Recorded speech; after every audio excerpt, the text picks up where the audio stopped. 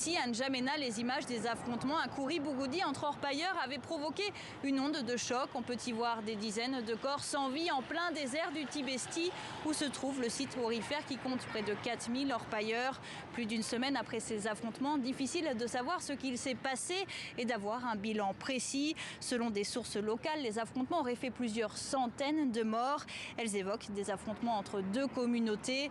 Côté des autorités, le ministre de la Défense est sur place depuis dimanche pour savoir ce qu'il s'est passé.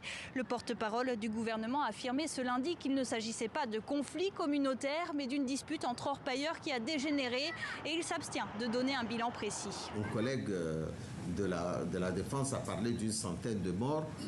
Bon, moi je ne suis pas sur place, mais je sais que le bilan est un bilan inacceptable. Donc, c'est même pas la peine de nous d'épiloguer sur les morts. Il y a eu trop de morts et ce n'est pas normal.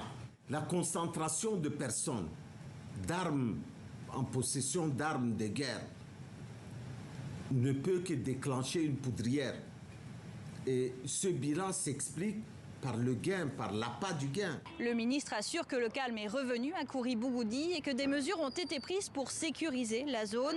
Le site d'orpaillage a été fermé, dit-il, et les orpailleurs sont en train d'être évacués vers les villes voisines. Mais d'autres sources locales évoquent des affrontements qui seraient toujours en cours.